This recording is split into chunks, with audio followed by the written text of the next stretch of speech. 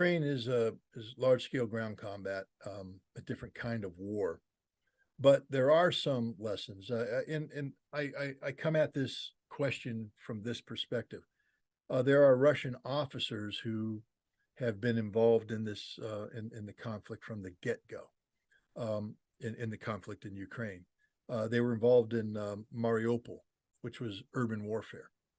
And they have taken a look at the Israeli tactics, and they've said, you guys would get slaughtered if you fought the Ukrainians. The Israeli Defense Force would be slaughtered. They'd lose everybody because their tactics are just stupid in terms of large-scale ground combat. But the Israelis aren't fighting a conventional military force. They're fighting an unconventional military force. But, you know, their tactics are stupid, not because they're the wrong tactics, they are, but because they're being executed by a military not trained properly to execute them. The IDF is very sloppy, very sloppy. The concept of security is non-existent. Hamas is able to pop up, destroy tanks, kill Israeli soldiers. Armor is going forward unsupported by infantry because the infantry is scared. The Israelis are not a very good military. They're competent to a degree against an enemy like Hamas. But if they fight Hezbollah, and again, an expansion of this conflict that draws in Hezbollah will outclass them every way. Hezbollah has been preparing for this war. Israel's not ready for this war. Their troops are not motivated. There will be slaughtered if they go to war against Hezbollah. The only thing Israel has is an air force. Let's put it this way. If you took the Israeli air force out of the equation in Gaza, Hamas would kill every single Israeli soldier there. That's the truth, because the Israelis just aren't that good. Is the Netanyahu administration looking for capturing Gaza in totality? The humanitarian pause was a defeat for Netanyahu. Remember, the Netanyahu government said there will be no ceasefire, and they aren't going to exchange prisoners for hostages, that they're there to defeat Hamas, defeat them politically, militarily, and they were unable to do that. And the implementation of the Dahiyah doctrine, this collective punishment, and you combine that with, again, we have to deal with another reality here.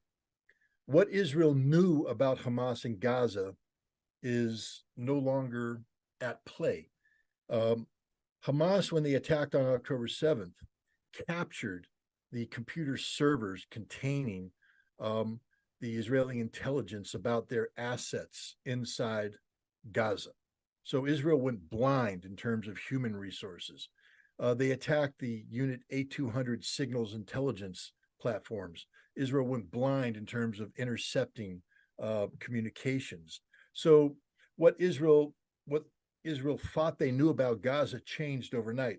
When they went in on October 7th, 8th, 9th, and thereafter, they're going in blind. They have to start all over. And how does Israel do this?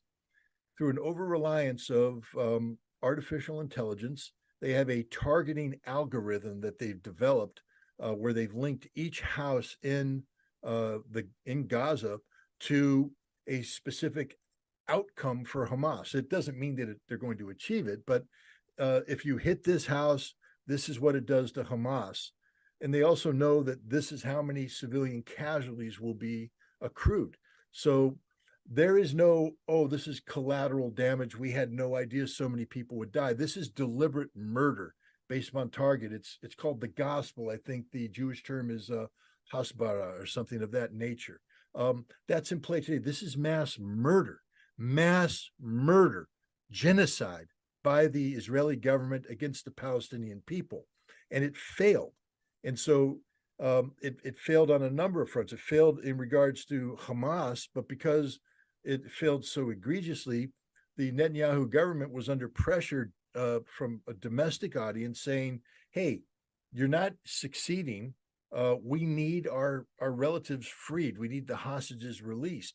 The entire world reacted to this collective punishment, this indiscriminate bombing with horror, millions of people in the streets. The United States State Department filed a memorandum, internal memorandum, a dissent memorandum saying the policies of the Biden administration are destroying the credibility and viability of America abroad. And so we started putting pressure. So Netanyahu had to agree to a ceasefire. He didn't want to. This was a political disaster for him. And so he was looking for any excuse to get out of the ceasefire. He found it. They're now back at war. He can't afford to have a second ceasefire. That would be the end of him politically. But he's failing militarily. As we speak, the Netanyahu government is being, the IDF, I mean, is being defeated in certain areas of Gaza. They've had to retreat from certain areas in Gaza because of the casualties they've taken. This is hugely demoralizing for their military. So Netanyahu is in his government are in a very dire straits in terms of their domestic political reality. There's nothing they can do to change the fact that Netanyahu's political days are over. He is the problem, not the solution. He will be removed from power, either from pressure from the United States or pressure from domestic or both. But we need to stop talking about what Israel wants right now. Israel doesn't want anything. Netanyahu wants everything. He needs to be removed and a new, more legitimate Israeli government in place that speaks on behalf of the majority of the Israeli population, then can speak about what they want. They may not change their policies. Who knows? But I think, real politics will set in, and the Israelis are going to have to make adjustments. Economically, they cannot sustain this fight indefinitely. With hundreds of thousands of reservists mobilized who are no longer participating in the economy, with tens of thousands of Israeli citizens displaced from not only around Gaza, but in the north, forced to be resettled, no jobs. They're living off of the support provided by the Israeli government. The economy is faltering. Hundreds of thousands of Israeli Jews are fleeing Israel for more stable locations. This is a strategic defeat, a disaster for Israel, that if they can't find the way to defeat Hamas, and I don't believe they can, you can't defeat an ideal, especially one that resonates so strongly amongst not only the Palestinian people, but the entire world. It can't be defeated by Israel. So I think Israel won't get what it wants out of this war. We have to understand that they did not initiate this conflict. They didn't want this conflict. They weren't expecting this conflict. The Netanyahu government on October 6th had a policy that was predicated on the normalization of relations with Saudi Arabia, the initiation of this new economic-based conception that was described by Joe Biden and Benjamin Netanyahu. Biden announced it during the G20 meeting in India, talked about the India-Middle East Economic Corridor. Benjamin Netanyahu bragged about it during his presentation to the General Assembly in the United Nations. This was the direction that Israel was going. Israel was also, under the Netanyahu government, making sure that there would never be a two-state solution, never be a Palestinian state. They were in the process of expanding operations to create new settlements in the West. And they thought that they had bought off Hamas and the Palestinians in the Gaza by increasing the number of work permits, that this perception of new economic viability on the part of the Gazan Palestinians linked to a relationship with Israel, an ongoing economic relationship, would preclude any precipitous actions by Hamas. So when October 7th came around, the Netanyahu government is faced with a whole new reality. And now they're adjusting to it. And this reality is 100% politically motivated. It's couched as a security reaction, but it's political. Benjamin Netanyahu was a politician already fighting for his political life prior to October 7th because of what he had done in terms of rewriting Israeli basic law regarding control of the judiciary. It was supposed to be an independent branch of government, and instead, under the new law, it would be subordinated to a politicized Israeli parliament, the Knesset. And the purpose of this wasn't to improve Israeli jurisprudence, but rather to prevent the prosecution of Benjamin Netanyahu on corruption charges.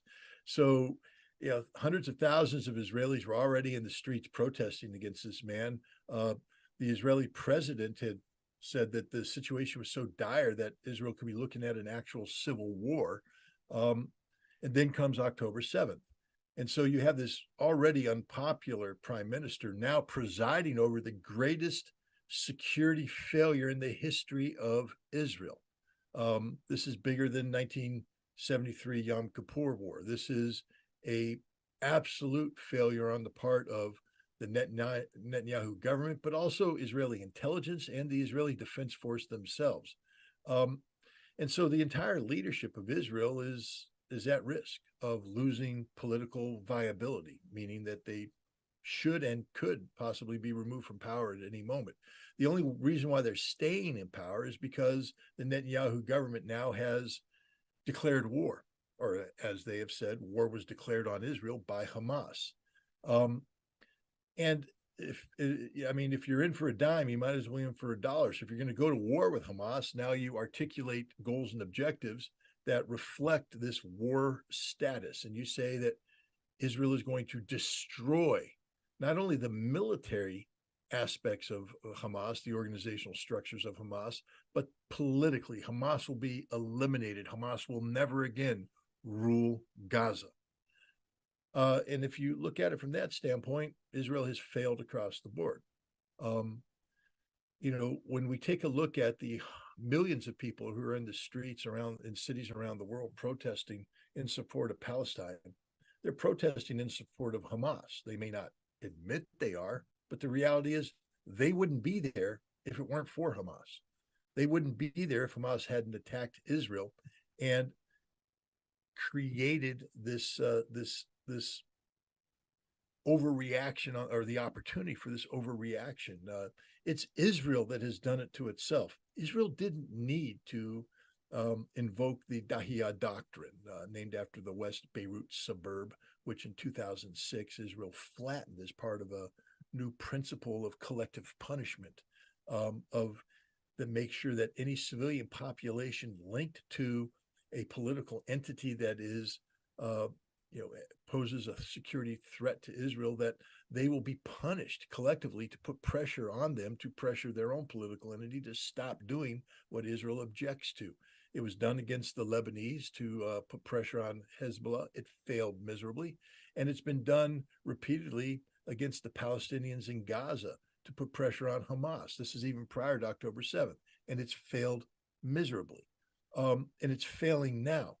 This collective punishment that Israel has undertaken has turned the world against Israel. This is a victory for Hamas. We need to also point out that the Netanyahu government was vociferously against a two-state solution, a Palestinian state, said there will not be one. They believe in Eretz Israel, greater Israel, or biblical Israel. That doesn't include any notion of a Palestinian statehood. And so right now, the entire world is talking about the absolute necessity of a two-state solution. Again, this wouldn't have happened without Hamas. Israel had taken thousands of Palestinians prisoner. They'd taken thousands more prisoner, treated them brutally, subjected them to torture, rape, murder. Nobody was talking about putting pressure on Israel to release these prisoners, these hostages held by Israel, until Hamas attacked on October 7th and took hostages of their own, which they use as a bargaining chip. This is a Hamas victory, not an Israeli victory. Israel is suffering huge political consequences. More pressure is put on Netanyahu daily by the families of the remaining hostages to get their release. And Israel is not destroying Hamas. Hamas military is fighting the Israeli Defense Force to a standstill in many parts of Gaza. They're inflicting very significant casualties on Israel. And remember, Israel says that their victory is defined by the total destruction of Hamas. And if Israel doesn't achieve that, then Israel has by definition lost. and Israel right now is not achieving this. So the Netanyahu government has achieved nothing. They've made the situation even worse for Israel, and they've made it worse for them politically. Netanyahu has a 4% approval rating. He had an emergency meeting of his war council the other night, and he concluded the business without holding the things he was putting forward up to vote. The point is, Israel's achieved none of its objectives, and it's not going to achieve these objectives. These objectives unrealistic, and the Netanyahu government isn't doing anything for the legitimate security of Israel. They're doing everything for their own political survival, and I think their days are numbered. I think pressure is being put on them internally from domestic political opposition and externally from friends and allies, including the United States, who are saying that it's increasingly clear that the problem here is Benjamin Netanyahu, and that Benjamin Netanyahu and his right-wing coalition government have to step aside, have to get out of the way. When it comes to the situation that Israel was in before October 7, in terms of the relations with Arab states, with other countries surrounding Israel, how do you see it right now? The fact is, Israel is in very many ways, because of its overwhelming support by the United States, the support that it gets from the United States, has become a de facto indispensable nation of the Middle East. And you combine that with the reality that, with very few exceptions, most nations in the Middle East are not pro-Palestinian. They're not supportive of the Palestinian Authority or a Palestinian state. And that Israel had exploited this antipathy amongst the Gulf Arab nations, for instance, amongst Israel's immediate neighbors, toward the Palestinians for their own good, leveraging the concept of the possibility of a Palestinian state that could never be reach manifestation because of the definition. This is the Abraham Accord. What Israel has said about a two-state solution, it's unattainable, unachievable, unrealistic, but it's there on the table. And the Arab nations who claim to be supporting Palestine, but who secretly don't, say, well, Israel's made a good faith effort here. Now we'll normalize relations with Israel, so we can get on with reaping the economic and geopolitical benefits of normalization. That all appears to be on hold, but nothing's fundamentally changed. The political reality of the situation is such that these nations have to take a stance that appears to be supportive of the Palestinian people, of a Palestinian state, but they are distancing themselves from Hamas, and they aren't cutting off relations with Israel, which tells me that if and when this conflict ends, and it will end, that there's a real risk that the nations that are lining up to support a Palestinian state today will slide back to their previous posture of either indifference or hostility towards Palestine. And this will be to the benefit of Israel. Now, the longer this conflict goes on, and the deeper the damage that Israel is doing to itself in terms of its how the world perceives it, could create a new political dynamic, a new political reality amongst these Arab states. And if that happens, then there will be a Palestinian state. There's no doubt in my mind. But if this conflict is brought to an end, and then the cause of a Palestinian state goes into endless negotiations by people who really don't have the best interests of Palestine in mind, we could find ourselves returning to square one, which then brings up Hamas, which is not going to quit until there is a Palestinian state. And I think that the failure of Israel to defeat Hamas empowers Hamas politically and gives them increased leverage to tell the Arab world, the Islamic world, that we will not go away. We will not quit. We will continue to resist. And that the best way to bring peace and stability to the region is to create a true independent Palestinian state, which includes Hamas as a political entity. You can't make Hamas disappear. If there were elections in the Palestinian, in the Gaza and West Bank today, I think Hamas would win overwhelmingly. The Palestinian Authority has no credibility. None, zero credibility. Hamas has all the credibility in the world because it's the only um, Arab organization that's fighting for the Palestinian people. How do you see the possibility of Hezbollah getting more seriously involved in this battle? Is that possible, in your opinion? Oh, of course it's possible. It's even likely, given what Hezbollah has done is it has maintained a extraordinarily high levels of pressure on Israel along the border between Israel and Lebanon. The purpose of this was to force Israel to divert resources from Gaza to Lebanon and to put strain, economic and political strain on Israel at a time when it was supposed to be singularly focused on resolving the Gaza crisis. Up to 70,000 Israelis have been evacuated from northern Israel. They have to be housed, cared for at enormous economic cost to Israel. Whatever economic activity took place in the north has come to a halt. So that's an unsustainable reality that Israel can't just allow to occur. And Hezbollah keeps ratcheting up the pressure. Israel right now has confronted Benny Gantz, the Minister of War, has come out and said that Israel has no choice but to turn its attention to Lebanon to compel Hezbollah to withdraw from the border. This is suicidal. Lebanon is as prepared for whatever Israel is going to do as Hamas was prepared for Israel. And Hezbollah is an organization that has far more military capacity than Hamas.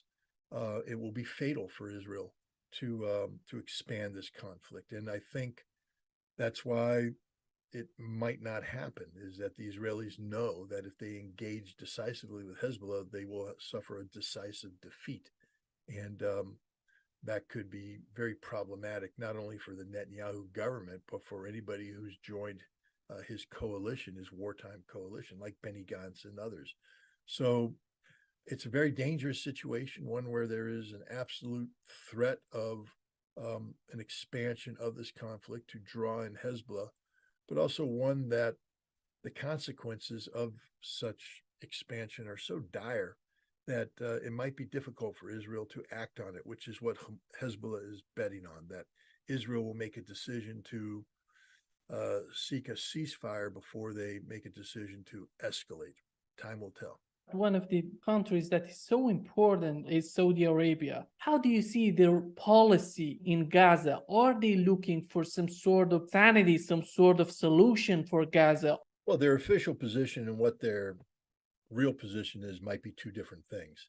Their official position is that they support Palestine, they support the Palestinian people, they support a two-state solution, and therefore they are opposed to the ongoing Israeli actions. Their unofficial position is they were ready to normalize relations with Israel to, offset the axis of resistance, Hamas, Hezbollah, Syria, Iran, the Houthi, pro-Shia militias in Iraq. Yes, because of China, Saudi Arabia, and Iran had normalized relations. But that doesn't mean that Saudi Arabia is going to roll over and play dead. It was not a Saudi surrender. And Saudi Arabia was very interested in ensuring that it maintain a dominant geopolitical position vis-a-vis the Middle East. And they were looking to do that by normalizing relations with Israel and creating the conditions where Israel would be able to insert itself into the Persian Gulf region in a way that helped offset, Iran's growing stature in these nations that are linked to the axis of resistance.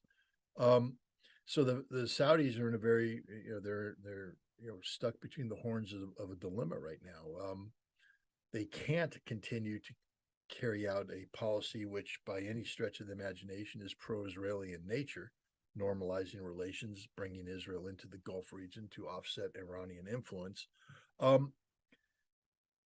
And they can't ignore the new reality generated by Hamas's military operation on October 7th and what's transpired since then by ignoring a Palestinian, two-state solution. So I think what Saudi Arabia is doing is buying time, saying all the right things, hosting a conference, but doing nothing, and waiting to see where the chips finally fall before they would decisively commit.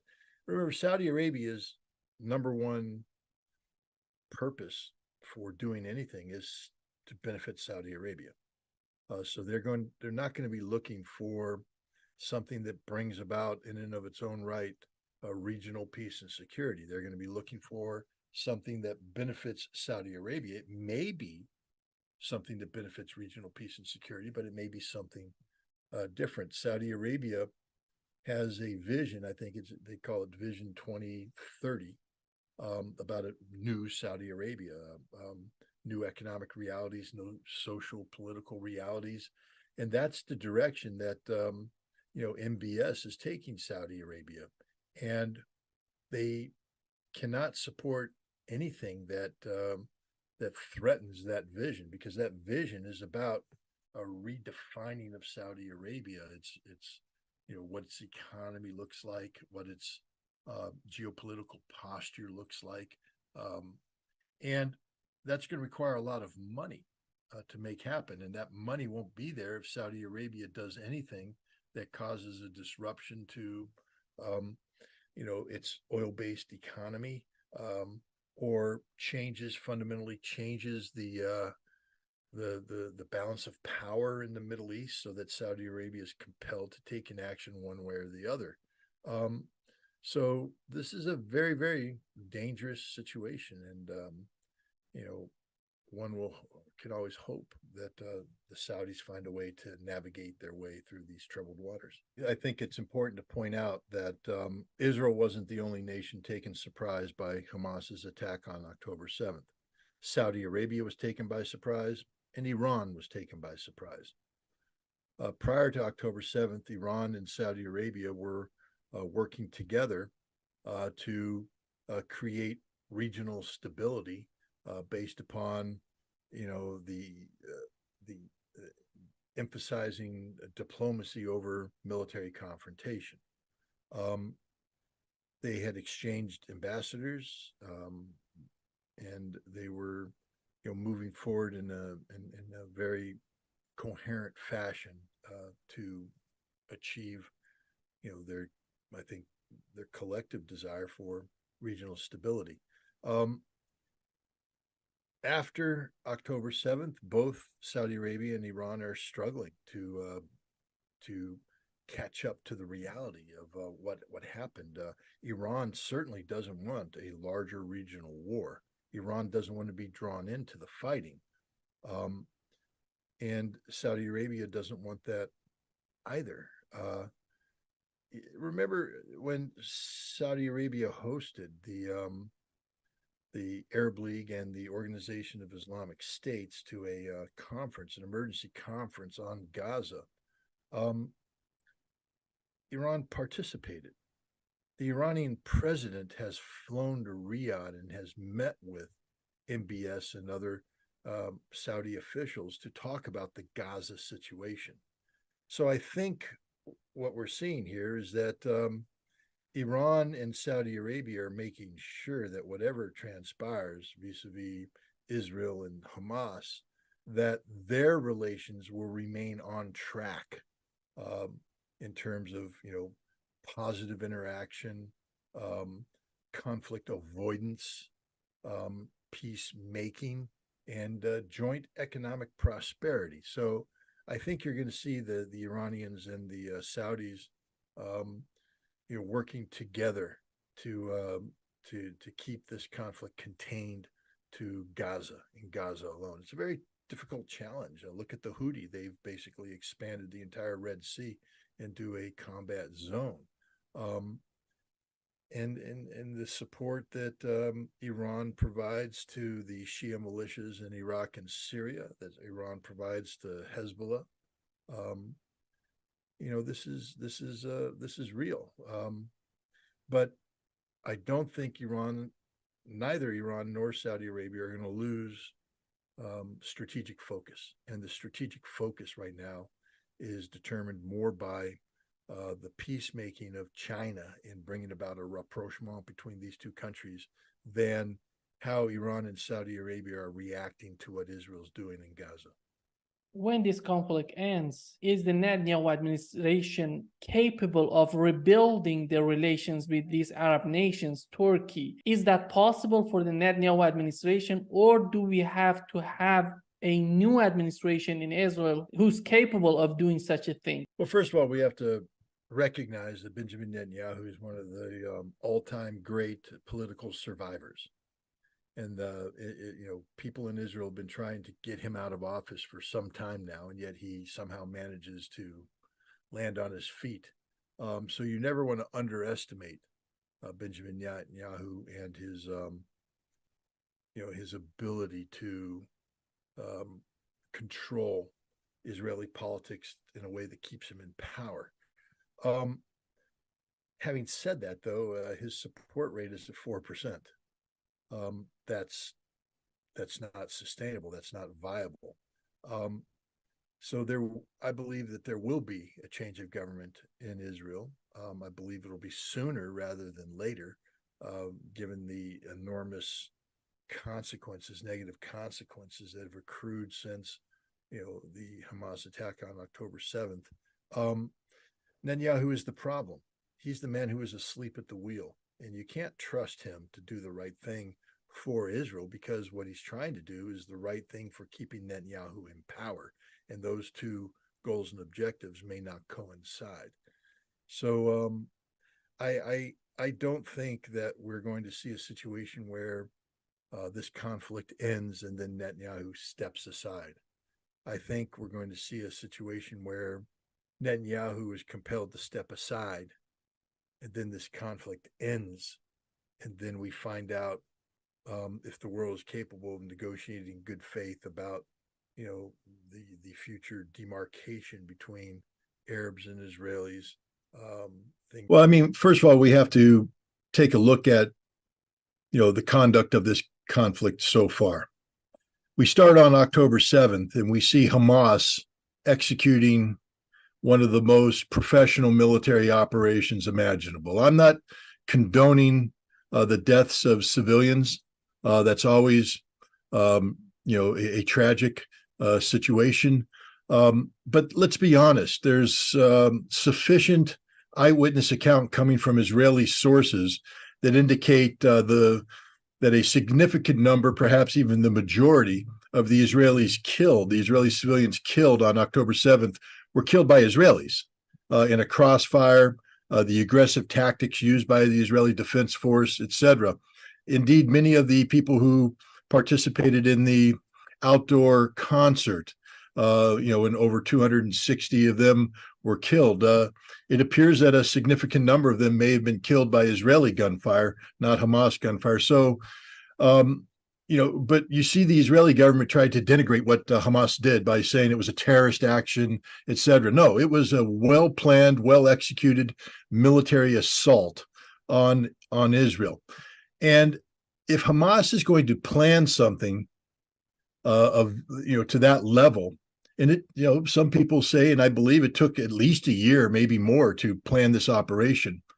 You don't plan to begin something and not have an idea on how you want it to end.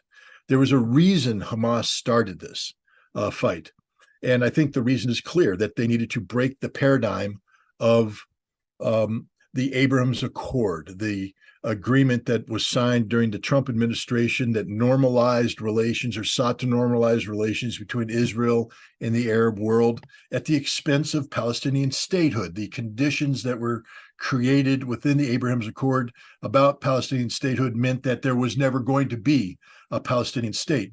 And as Israel was moving toward reconciliation with Saudi Arabia, I think Hamas recognized that if that happened, there would never be a Palestinian state, ever, that Israel wins. So what needed to be done was to initiate a military operation on the scope and scale of which it changed the entire paradigm in the Middle East. And this is what happened.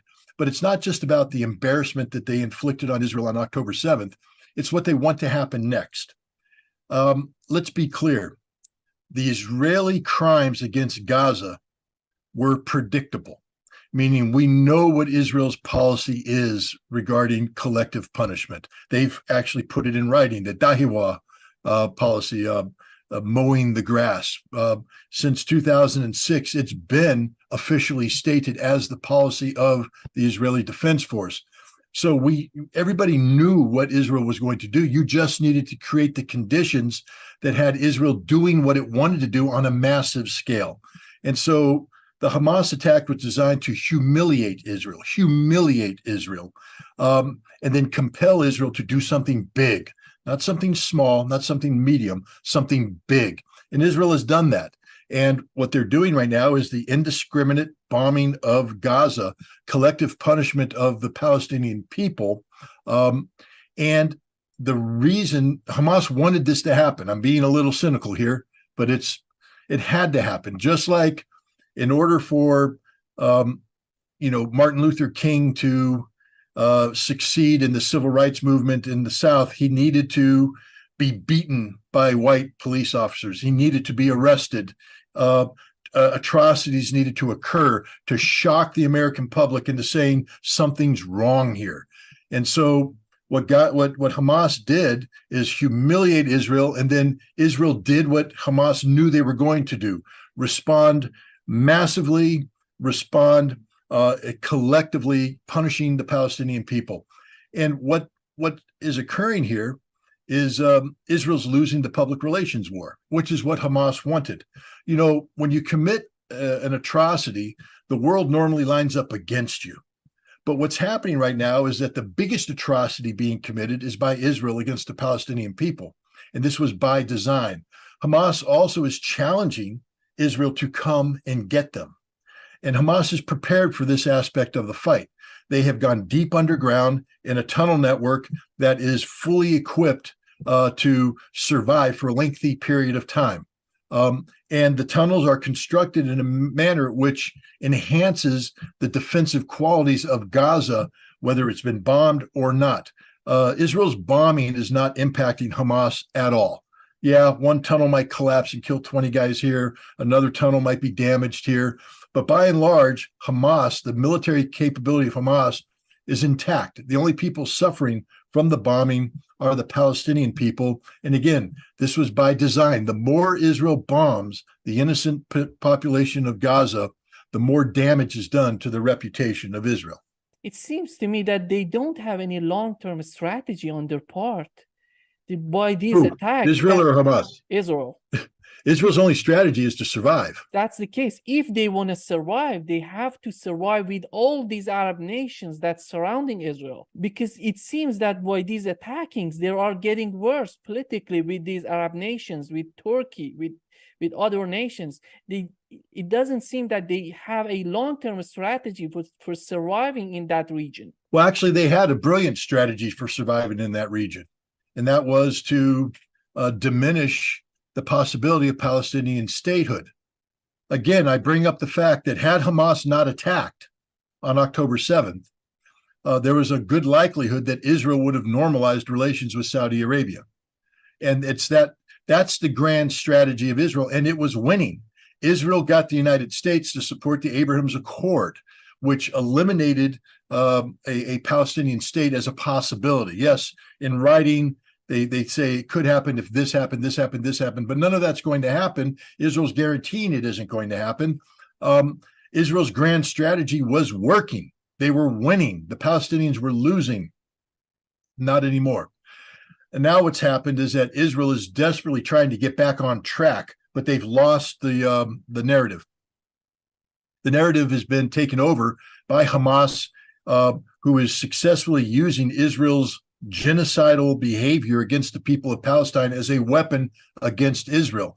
And as you mentioned, Turkish President Recep Erdogan has said that Hamas is not a terrorist organization. Now, we know that Turkey never recognized Hamas as a terrorist organization, but he's coming out and saying that they are mujahideen, that they are resistance fighters, that they are working on the cause of God. This is a big deal. And because Turkey's giving voice to that which is believed throughout the Arab world. And the the Israelis right now are holding on to a wing and a prayer that they can get things back to where they were pre-October 7th. They think that they can defeat Hamas, but they know they can't. Hamas is an ideology, and the ideology of resistance is being magnified 100-fold with every bomb that's dropped on Gaza. Rather than defeating Hamas, Israel is expanding Hamas. Hamas has taken over in Turkey. It's in the United States, in the streets. People are coming out in support of Hamas. People are starting to recognize Israel for what it is, because Israel no longer has the smooth-talking, well-educated con artists who would sell Israel as an extension of America, a democracy just like America, the same values as America. They're not even pretending that right now. They're putting forward generals and politicians who are saying things that if you eliminated the term Arab and Jew and replaced it with Jew and German, these speeches being given by Israeli is the same thing that Nazi Germans were saying in the 1930s and early 1940s, the exact same thing. And the world is seeing this. This is unfiltered. Israel is not like us. It is not a democracy that has as its principal reason for existence political Zionism, which allows Israel to behave as if they are the chosen few from God, exceptional people who have an inherent right to oppress those who get in the way of the creation of a greater Israel. I am an American, and in America, a fundamental principle is that all men, and now by extension, all women, are created equal. There is no supremacy attached to Christian, Muslim, or Jew, or atheist, or Buddhist, or any other religion out there. All people are human. All men are created equal. And yet Israel operates on the premise that Jews are superior, that Jews are the chosen ones, that Jews have a covenant with God to come to the Holy Land, and anything is allowed and tolerated if it fulfills that, to include the oppression of the Goyim. And that is a term that is being used more and more in Israel today. Goyim, that means, it literally means an animal, a subhuman. The Israelis treat anybody who's not in favor of a Zionist state as animals. You know who else speaks like that? Stepan Bandera and his Ukrainian nationalists are the same thing about the exceptionalism of Ukrainian nationalism and the subhuman status attached to Russians, to Poles, to Jews. But we weren't allowed to say this because you couldn't speak out against Israel like this. Right now, we don't have to say anything because Israel's actions speak for themselves. The world is seeing the reality of what Israel is, and the world is standing up. As we speak, the General Assembly is coming together, and I hope they're going to act in the spirit of 1956, when the Security Council was frozen over the issue of the Suez Canal, and the General Assembly, with America's blessing, came forward and impose its will on the international community, because the General Assembly has that power. And it is time for the General Assembly to take control of this situation and condemn Israel and punish Israel for the genocidal activities. You cannot have an Israeli ambassador in the United Nations criticizing the Secretary General of the United Nations for calling Israel out for what they are. If anybody's to be expelled from the United Nations, it is the Israeli ambassador and the nation of Israel. And if they're not careful, people like me who believe firmly that Israel has a right to exist and that Israel must be defended regardless of the criminal policies, you're going to lose me, Israel. And when you lose me, it's over for you. Because when I flip to the other side, everybody else is going to flip. Because I used to be a very close friend of Israel. I used to stand with Israel. I used to be on their side, and they have lost me. It seems that Israelis are postponing their ground attack in the Gaza. Is that viable to go on the ground in Gaza? What's at stake for them? I think we have to go back in history to answer this question, to the Battle of Stalingrad. Around October of 1942, before the Soviets had begun the operation to encircle Stalingrad, the Germans, the Sixth Army, was still pushing to try and get to capture all of the west bank of the Volga River. There was an area in Stalingrad, I think it was called the Barricades Factory, and it had been bombed into oblivion, into rubble. And the surviving Soviets had dug into that factory and were waiting. The Germans brought in specially trained units, sapper units and combat engineer units that had the tactics, the equipment, the experience to carry this out. And these sappers were put in, we're talking thousands of them, were sent in, and they were slaughtered immediately, slaughtered, because it's the most dangerous kind of fight in the world. And the Germans who were being slaughtered were the most highly trained specialists in urban warfare that Germany had. Now we fast forward to Gaza, that's been bombed into oblivion. Again, let's understand that Hamas knows what they want to happen. Hamas has has prepared the battlefield. The battlefield is exactly what Hamas wants it to be. They have trained for this. They are ready for this. Israel, on the other hand, has mobilized 300,000 reservists who are not trained for this, who are not motivated for this. These are people who were pulled out of their soft civilian life and have been called in to engage in the deadliest form of combat known to man. Now, when you do urban warfare, especially in the modern environment, you have to wear full combat equipment. That we're talking 50, 60, 70 pounds, depending on what you're doing. If you've been a civilian and you've been sitting in an office eating donuts, drinking coffee, partying at night, all that, and now you're taken out of that life and you're told, here, put on this combat kit and you're going in, you're going to die. Because what's going to happen is you're going to run 100 meters, you're going to have a heart attack and die. And if you don't have a heart attack and die, you're going to be hyperventilating. You're going to forget your tactical common sense. And the Hamas fighter who has been training for this is going to pop up, pop 3 rounds in your head, pop down, disappear, and you're dead. Probably your other friends are dead too, because you're fat, no good, useless soldiers. That's the reality of the Israeli army today. They have a handful of units that have some capabilities, but they're not that great to begin with. The Israeli army just isn't that good. That's one of the things that happened on October 7th, is that Hamas proved that the Israeli army just isn't that good. They also proved that Israeli intelligence isn't that good. Now, to go to war in an urban environment, you need at least 2 things. You need a very good army. Israel doesn't have one. And you need really good intelligence about where the enemy is. They obviously don't know a damn thing about Hamas. If they did, this wouldn't have happened. They know nothing. They are literally blind. So they are not going to carry out an assault on Gaza, because they cannot carry out an assault on Gaza. They will be slaughtered if they carry out an assault on Gaza. And this is what the United States has stepped in and said, don't do it. And there's another reason why, because even if political figures, and remember, the politicians today that are sounding so brave and so fierce, they're the ones that created October 7th. It was their incompetence that created October 7th. The Israeli public doesn't trust them anymore, and they will be replaced, but they are desperate not to be replaced. That's one thing all politicians have in common, is they don't want to leave office. And so Netanyahu and his cabinet of right-wing fanatics do not want to be kicked out. So they are talking strong, and they are speaking of going into Gaza, and they may override the concerns of the military. And remember, the senior military officers are also fools, idiots, who caused this problem. The chief of staff, the minister of defense, all of these bigwigs are incompetent. They are incompetent. They should be relieved. Some of them should be shot for what they've done or failed to do. But now they're talking tough because they're trying to save their reputations.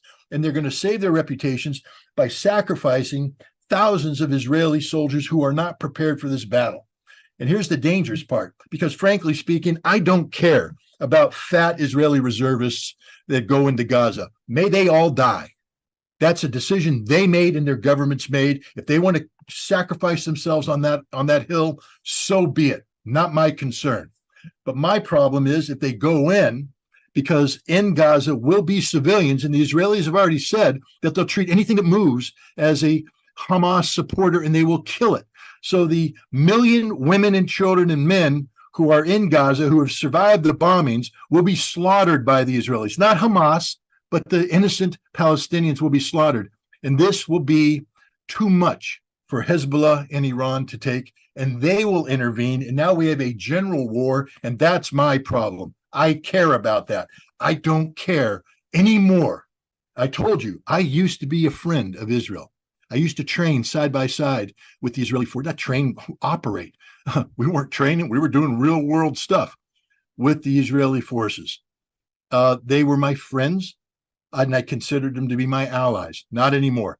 I not only don't care about them, I want them to lose, because only by losing can we break the paradigm of control that they've had over the Middle East peace process. Because there is no Middle East peace. There has never been Middle East peace, and there will never be Middle East peace so long as there is political Zionism in place.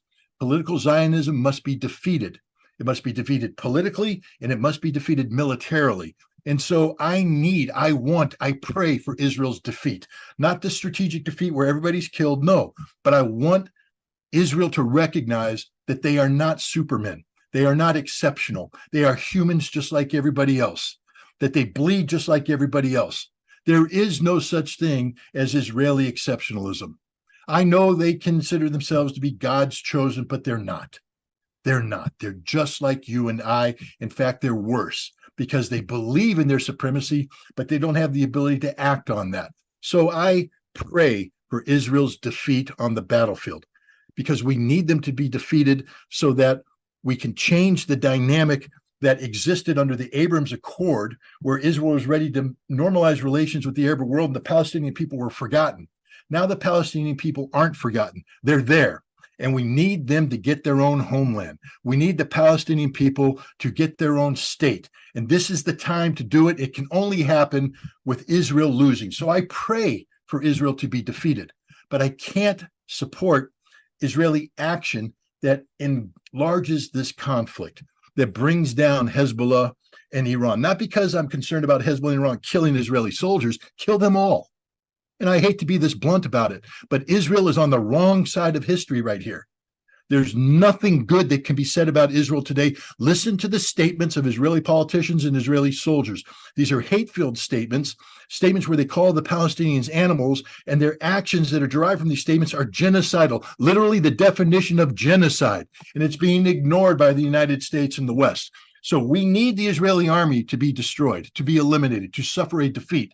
But it can't be done in a way that brings everybody else down. But that is the Israeli mindset, the Samson option, they call it. Now, that's normally attached to their nuclear deterrence, meaning that if it looks like Israel is going to be destroyed, that they will kill everybody with their nuclear weapons. But it's also just a mindset that says, if we can't live the way we want to live, we will bring everybody down with us, which tells you right off the bat that Israel is the greatest threat to peace and security in the world today. Israel, as it's currently manifested, the political Zionism of Israel is the single greatest threat to international peace and security, and it must be defeated. But that defeat has to be modulated, so to speak, by a desire for something after this fighting. This means that Israel must be allowed to exist. There must be a homeland for Jewish people in the homeland, in the Holy Land, where they can live in peace and security with their neighbors. But they live as equals. The day of Israeli exceptionalism is over. The day where America throws in billions of dollars to guarantee Israeli technological supremacy is over. Israel cannot be superior to any of its neighbors. It can be equal to its neighbors, and that's it. That's the future. And you know who we get to thank for making this possible? Hamas. Because if it weren't for what they did on October 7th, we'd be in a situation where Palestine was forgotten. The Palestinian people would never have a homeland. How come the Israeli intelligence, which we know is one of the best, can be so blind about Hamas? Well, let's first of all take a step back. Israeli Mossad, first of all, the problem of Hamas and its military capability is not the problem of Mossad. It's the problem of Amman, military intelligence. But both of those, when you bring them together, it's Israeli intelligence. And you said something interesting. We know they are the best in the world. They aren't the best in the world. Israel is a very small country with very limited capabilities, but they have created this propaganda machine of Mossad being the best. If you take a look at how Mossad acted after the Munich Olympics and their assassination program, it was incompetent. It was brutal. It wasn't smooth at all. Mossad tried to assassinate a Hamas leader in Amman, Jordan, by spraying a poison in his face, and they got caught. Two of them got arrested by the Jordanians, by the bodyguard, the guy who ran him down and put him on the ground. The other guys ran to the Israeli embassy and were cowering in fear. exposed. They're not good. They killed the wrong guy in Norway. They're not good. They're not good. We just have allowed them to create the perception that they are good. And the problem with that perception, again, I use a sports analogy. If we take two teams of equally qualified people, and the other team is convinced that this team is the best in the world, we're playing Mossad. Oh God, they're so good. They already lost when they go on the field, because Mossad has convinced them that they're better. But if you just view Mossad as the incompetent pieces of manure that they are, intelligence is a tough business. And you know who fails in the intelligence business? Cocky people.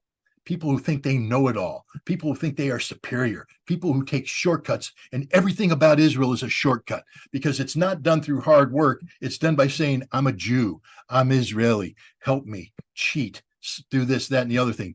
And what happens when you go up against an entity like Hamas, Hamas doesn't view the Israelis as superior, because Hamas has successfully operated against the Israelis. They know the Israelis when they're at their best, and they know them at their worst. And Hamas built a plan that dealt with the reality of Israel. And the reality of Israel is they're not very good. October 7th proved it in spades.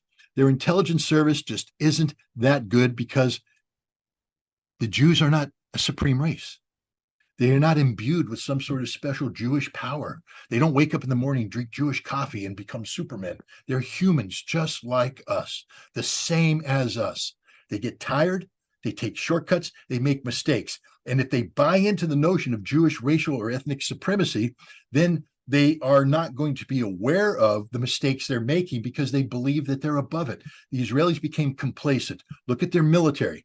You know, the first thing I learned in the Marine Corps is that in order to win, you have to be willing to wade in and kill people, physically kill them, terminate them. We practice with the bayonet. Nobody else practices with the bayonet anymore. We do. Why? Because it's about killing. It's about plunging steel into a body, twisting it, pulling it out, butt stroking, and going on. The physical act of terminating a life.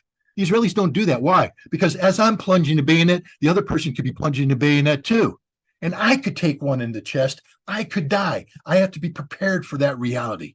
Israelis do not want to die. They are casualty averse. When they lose an Israeli soldier, that is a strategic defeat for the nation. They mourn. So they have built a way of war that avoids closing with and destroying the enemy through firepower maneuver. They have allowed technology to take over. They have allowed an over-reliance on aircraft